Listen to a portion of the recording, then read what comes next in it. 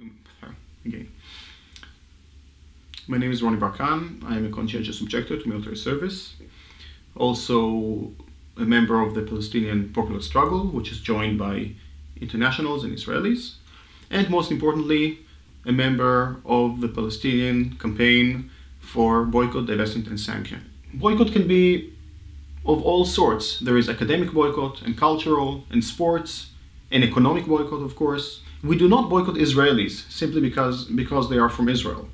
But we will boycott those who take upon themselves to be representatives of the criminal apartheid state. At the very least, if you don't want to support the Palestinians, don't legitimize the illegitimate. And I'm saying this especially to those governments who are currently claiming to be neutral, but they are far from being neutral. If they want to be neutral because of their reasons, this is their choice. But what they cannot do, in good conscience, is to support the continuation of these Israeli crimes, mainly of the belligerent occupation and apartheid against Palestinians. Every aspect of Israeli society is profiting from the oppression and the exploitation of Palestinians. So in a sense, every Israeli product that we purchase allows or enables this type of oppression. But usually those companies that we are targeting are the ones who are clearly acting, who are clearly complicit and enable these violations of human rights and the oppression of Palestinians. So you have companies that are situated in the occupied West Bank, like SodaStream, for example. You have companies that enable the oppression of Palestinians, whether it is, for example, G4S, which enables the incarceration of Palestinians, political activists, political dissidents who are being put under administrative detention sometimes for many years without trial, without even having to show charges against them. They do not even receive due process. And those companies that allow these things to happen are very good candidates for boycott. So we have clear guidelines, how we boycott or what do we deem as boycottable. The same applies to academic boycott. It is not against academic freedom. We do not boycott Israeli academics, but we do boycott the Israeli academic institutions because every single Israeli academy is complicit in many ways in helping, promoting Israeli oppression. So we are very clear about that, and this is a very responsible type of call, as opposed to what happened against apartheid in South Africa, where everything South African was boycotted. In this type of call, we are making sure that we are boycotting the institutions rather than individuals. And this is very important. Even, for example, when they started building the wall, what is referred to as the annexation wall or the so-called security barrier around 2003, it was initially said that this is being built for security measures. Later on, it was clearly shown that this has very little to do with the security, if any. And this is mainly about taking as much land from the Palestinians with as little Palestinians as possible. This puts into question why did the media claim otherwise, and why do Israeli public claim otherwise? That this wall is saving them from suicide bombers and all of these things. This is not true. This is not the rationale of the wall at all. The main type of censorship in Israel is self-imposed censorship. The media chooses not to report certain things, or to report it in a very slanted way. Not because they're being censored, but because this is the way they act. They are part of the system that allows these things to happen. We have to remember that, for example, during the massacre of Gaza in 2008-2009, 95% of Israelis, and when I say Israelis, I mean the Zionists, the 80% Jews living in Israel, because when we say Israelis, we only count the Jews, we never count the others, the non-Jews. So 95% of Israelis supported the massacre in Gaza as it was happening. Almost the totality of Israel society. Also, after they learned about the atrocities, the murders that took place there, that this was one of the most barbaric acts perpetrated by Israel, still almost the same number carried on supporting it and still support it to this day.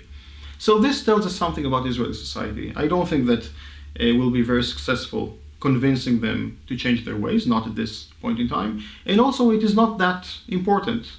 It is not about what they think about the situation, it is about how do we change the conditions on the ground? How do we change the way that Israel is acting? And that will mostly be done by applying pressure from outside. Afterwards, after we end the crime, then we still have to live together, and then we seriously have to build something new with the Zionists, with the Islamists, with everyone, with the ultra-Orthodox, with everyone living there. But this will be built based on equality and rights of each, respect of the rights of each community and each individual, of course. And actually, peace is probably not profitable for Israel. Now, unfortunately, also Israeli society is working pretty much in the same way. They do not see peace as something that is profitable for them. There are those who speak about peace, who speak the language of human rights, but they only want to end that type of occupation of 67 under their own terms. But do they really want to have peace and equality among all the citizens and all the ones who are stakeholders who deserve to have their rights there? And the answer is simply no. There is no Israeli left, and never was. There are only a handful of dissidents. So if we look at Israeli society, obviously they are not the ones who we should be hopeful about that they will come to senses and end this oppression by themselves. Luckily, we have the international community which is changing its perception about Israel. And this is thanks mostly to the BDS campaign. So in the past 10 years, since the BDS campaign was founded, there is a very big shift in public opinion about Israel, about the whole way that Israel is being perceived in the world. So 10 years ago, people would still talk about Israel as the only democracy in the Middle East, even though it's not a democracy and never was a democracy, not even to begin with. It was founded on values that are exactly the opposite of democratic values. And then with time, people started questioning whether Israel is a democracy. And today, we hear all over the world that there is more and more discussion about Israeli criminal policies and even the question of whether Israel is an apartheid state. Doing BDS work inside Israel, naturally we have more access to information. Also, some of it is only in Hebrew, so we are gathering more information about what is happening and then helping out our friends around the world who support the BDS struggle. We may also be in touch with certain culture figures or performers and so on who are important in this. And another thing that we can do is actually call upon those artists who are scheduled to perform in Israel to think twice about their performance. Because basically, any artist that comes to Israel will lend their legitimacy to this illegitimate state and its illegitimate practices. So what we are telling these artists is we ask them to reconsider, because they can no longer claim that they are neutral about the situation. They can no longer claim that they are all about the music and music is a universal language and therefore we speak to everyone and we play for everyone. The fact is that they have to make a choice. If they will choose to perform in Israel under apartheid, they will legitimize apartheid. And the state of Israel will make a big fuss about them coming to perform there, making them the best friends of Israel. And many times their audience, their crowd will show up with Israeli flags and so on and make it into a political event of supporting Israel simply by having some known artist come and perform there. Or they can choose to stand on the right side of history and not perform there and not lend their legitimacy to the ongoing crimes of Israel. So this is what we're trying to explain to them, that they can no longer sit on the fence. They will have to make a choice. What we can do inside Israel is usually not with many people, but we hold usually small actions that are quite symbolic, but usually quite effective. Sometimes we try to bring the occupation back into Israel, back into Tel Aviv, to show Israelis what it is like to live under occupation. So once in a while, there is an action like blocking the road with barbed wire from the fence, from the occupied territories. We did some actions like these in Tel Aviv.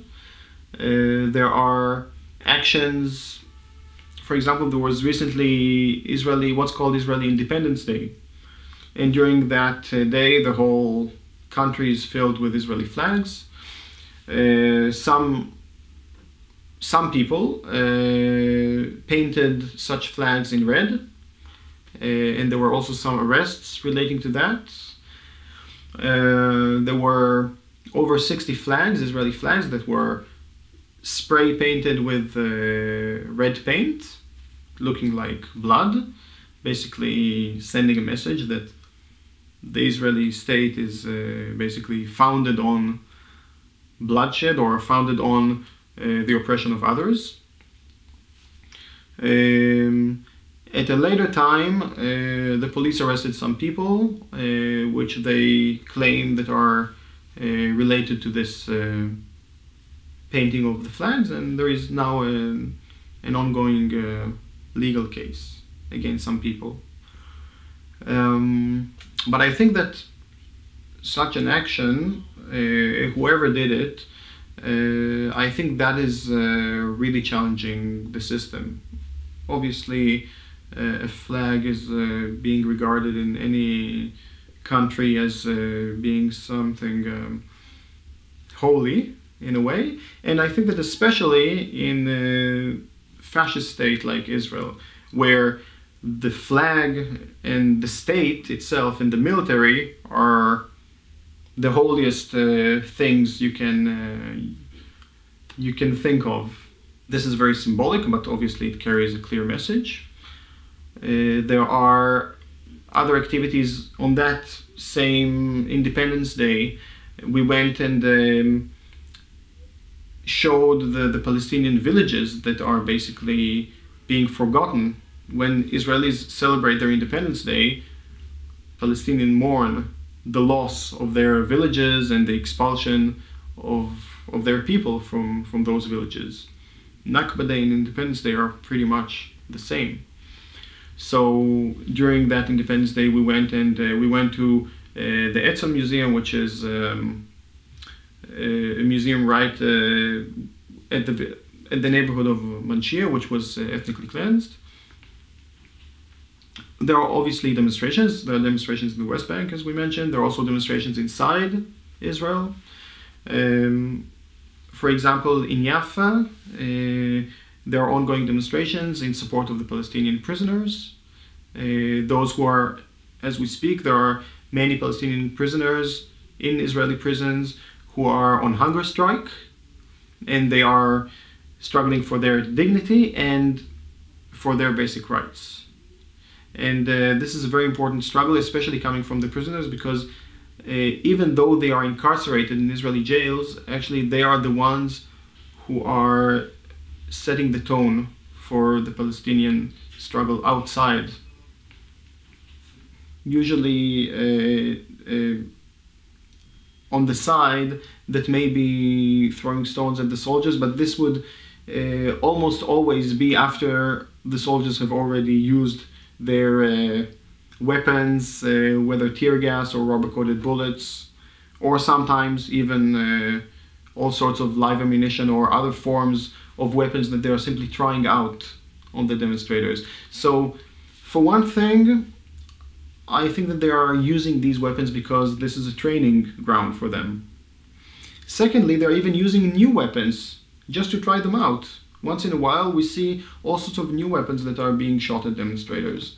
Usually what is called less than lethal weapons, but they can also be lethal if they are being used incorrectly. And some demonstrators have been killed from, for example, from tear gas canisters that were shot directly at them from a close range.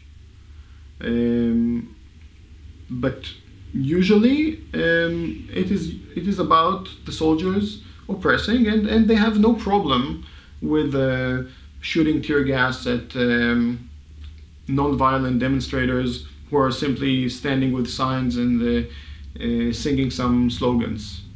I think it's important for Palestinians to be joined by internationals and Israelis for many reasons. We know that initially, actually, the moment that there would be non-Palestinians, either internationals or Israelis in demonstrations, then the whole rules of engagement, the whole question of the way that the soldiers act, whether they shoot or don't shoot, changes, because they are not allowed to shoot live ammunition, for example, if you have non-Palestinians present. But if there are only Palestinians in a demonstration, sometimes they can get a permission to shoot live ammunition without thinking twice.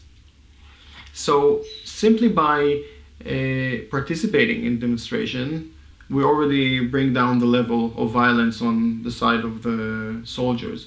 It's also about showing the world and also showing the soldiers that we are in this together and that we are cooperating together. And deep down, the soldiers know that they are not on the right side. They can see that we care about each other, we are working together, we are happy about meeting each other. And I think that this is quite intimidating. This is quite fearful for these soldiers who are in that position. They've been trained to believe that they are protecting their country and the Israeli army is a defense force and so on, but it has nothing to do with defense. It has everything to do with occupation and oppression of the others. And they can see that they are on the side of the oppressors, and we are on the side of those who are struggling against the oppressor. Most people who have demonstrated have seen other people hurt beside them, have been injured during such demonstrations more than once. And I've also had a Palestinian activist and a colleague who was shot dead right next to me. Bassem Abu Rahma, in the village of Bilin. He was shot with a high-velocity tear gas canister.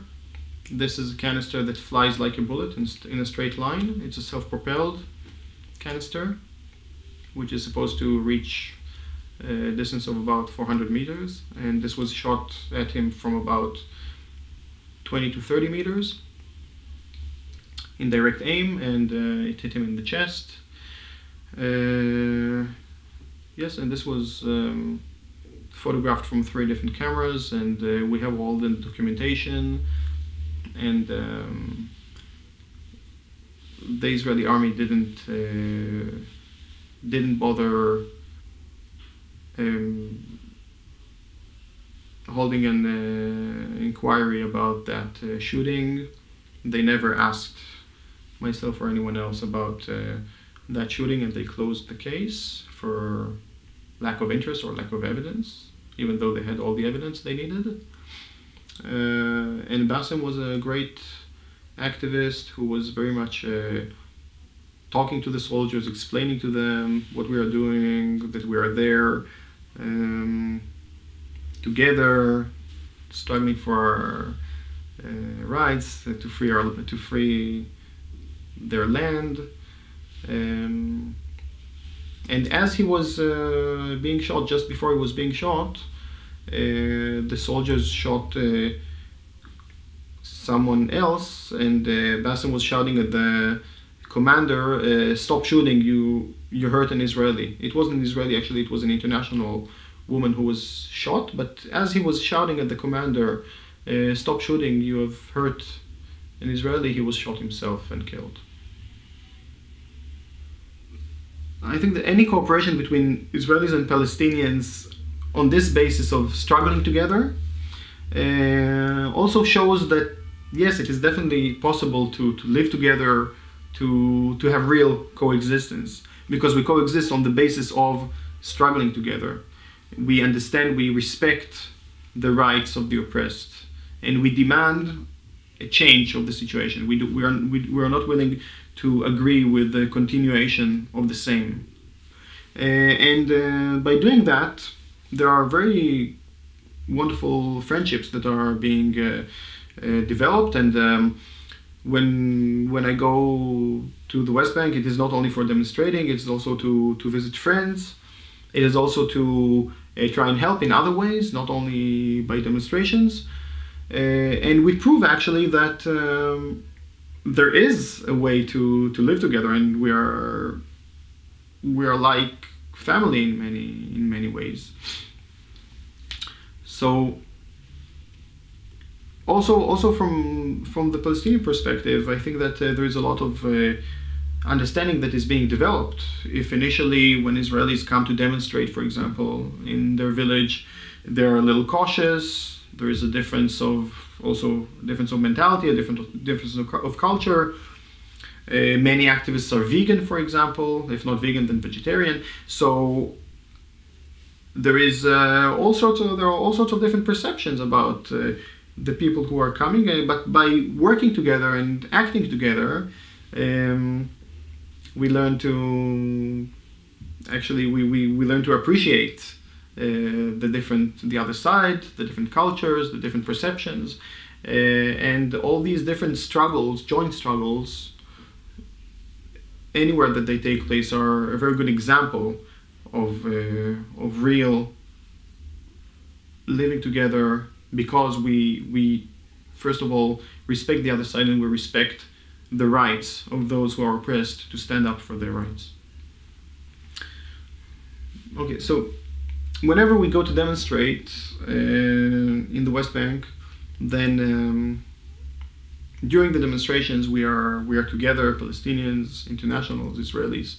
But at the end of the day, we go back home to our relatively safe life and protected life, and the Palestinians remain in the village, where, because they are demonstrating and standing up for their rights, there is a great chance of repression, and that the soldiers will show up in the middle of the night. So for committing the same offense, or to taking the same action, there are two different consequences if you have a Palestinian and non-Palestinian present. So just an example, when I was arrested in the village of Bilin, along with a Palestinian activist, for doing the same thing at the same place, at the same time, the results were very different. I spent 2 nights in jail, while he spent 1.5 years. When I saw a civilian judge in a civilian court under civilian law, he saw a military judge in a military court under a military law. And in such a military law, even standing up with a megaphone, calling for a demonstration, may be regarded as an act of incitement. And in such military courts, the conviction rate is 99.7%. So there is hardly any chance for a Palestinian to have their day in court in such conditions. While he was arrested, also there were midnight incursions in order to arrest the teenagers in the village and coerce them into testifying against him, because this is part of the system of oppression. When they need to take someone to court and accuse him of some Palestinian organizer who they would like to keep in jail, they get some testimonies from some children or teenagers who are being arrested at the dead of night at gunpoint, taken to prison for a few weeks, and then they receive testimonies from them in order to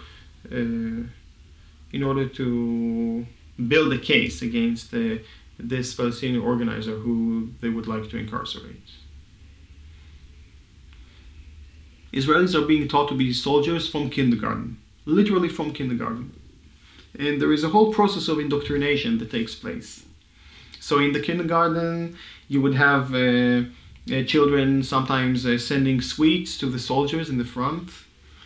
And later on in schools, you will see there are different ceremonies that take place in order to basically to brainwash children. It's a subtle form of brainwash, but it works.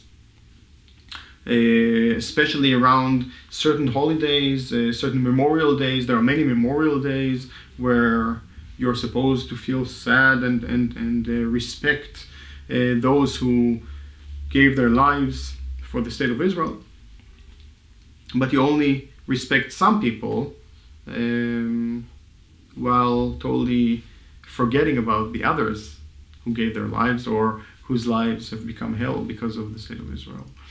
And later on, in high school, you have soldiers that are actually coming to school on uniform and acting as teachers. There is such a thing as teacher soldiers who basically, it doesn't matter what they teach, they act as some sort of a substitute teacher and they answer questions about the army and so on.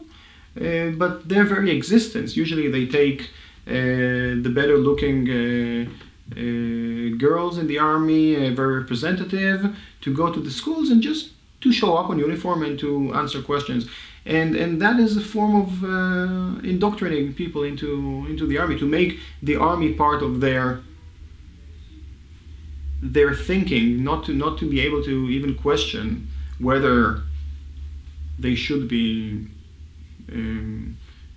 drafted into the army. And during high school, the students will compare between themselves, each person, where are they going into the army.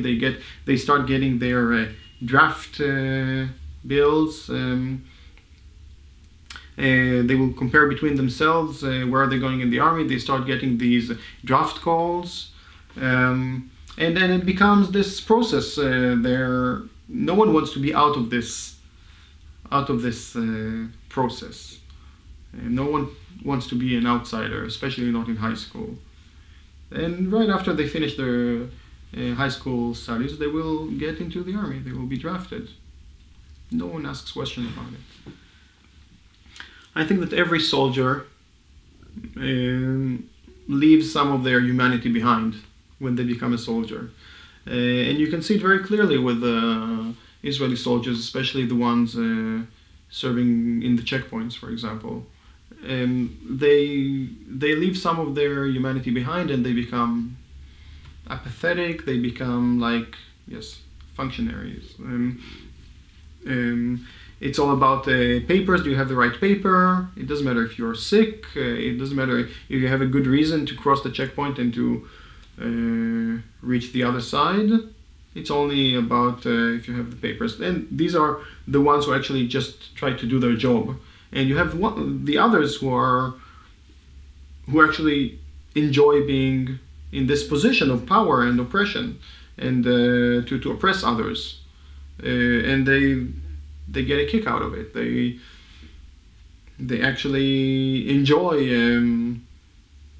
treating Palestinians badly. But even those who do not enjoy being an oppressor, simply by doing what they do, they have to forget about what decent human beings act like. The soldiers definitely hate me, but also many Israelis would hate me if I tell them that I go and demonstrate in the West Bank with the Palestinians, because they see all Palestinians as the enemy. They see everyone in the West Bank as a terrorist, and obviously they see that they think that everyone in Gaza is a terrorist. So I don't hide it that I go to demonstrate. I make it very clear. For example, I would sometimes, especially when there is such an act of repression against Palestinians, to make a point, I may walk with a shirt in Arabic script or carry a hatta, a kafia on me, and that in itself would raise many harsh responses, people cursing or shouting simply to see someone walking around with a Palestinian kafia in Tel Aviv, the liberal city of Tel Aviv, which is not that liberal. It is liberal to a certain extent, but not with regard to supporting Palestinian rights. Basically, the whole society supports military draft, so you don't have to convince people to get into the army, but soldiers do get all sorts of benefits, all sorts of discounts, sometimes even substantial discounts, but even when they go to have a falafel and they arrive on uniform, they will get a discount, or if they go to the theater or to the concert, they can get in for free usually. And it's all mostly about sort of the society embracing the soldiers and making them appreciated, and also it's another form of indoctrinating the society. When I say that I'm a conscientious objector, for example, one of the first responses would be, so why do you live here? Because if you don't serve in the army, then you don't have a right to live there. I earn the right to live there if I am part of the oppressors. But if I refuse to be an oppressor, then basically people would respond in a way that you don't have a right to live with us. You don't have a right to live here. This also serves a purpose in order to separate between Israelis, Zionists, and the rest, including the Palestinians, of course, and including the ultra-Orthodox who do not serve in the army and are very much looked down upon. There is now also an interesting struggle of the ultra-Orthodox, who the state is trying to conscript them by force. And by doing that, Israel proves, because they have legislated a law forcing the ultra-Orthodox to join the army, and anyone who will not join, who will carry on studying the Bible, will be forced into the army and will be put in jail. So basically, Israel has criminalized Torah studies, Bible studies. And there is no better example for how Israel is not a Jewish state.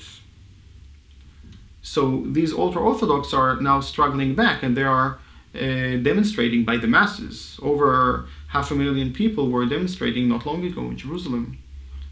And another 150,000 were demonstrating in Manhattan. Their brothers in Manhattan were demonstrating in solidarity with them. So this is a very interesting time where also those clearly religious Jewish people are standing up against that state that claims to speak on their behalf.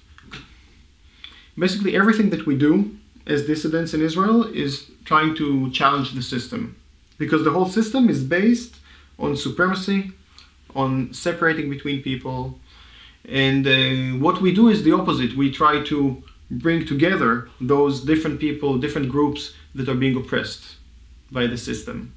And there are many, many groups that are being oppressed. And sometimes they are turned against the system. The authorities are trying to turn one group against another, and we're trying to do the opposite. We're trying to tell them, look, both groups are oppressed and you should actually cooperate together in order to fight that system that is oppressing you. It has a weight. It is, people do want to listen to the few activists, the few dissidents in Israel who speak up against Israeli crimes. So that is important. What I see as the most elementary steps that we should do. The most elementary thing that we should do is stand up for people's rights, refuse to be criminals, refuse to take part in crime, and let us start with that. BDS is an elementary first step that we should take. If that is not enough, we can think about other things. So far, it is proving to be quite effective. So let us carry on with that.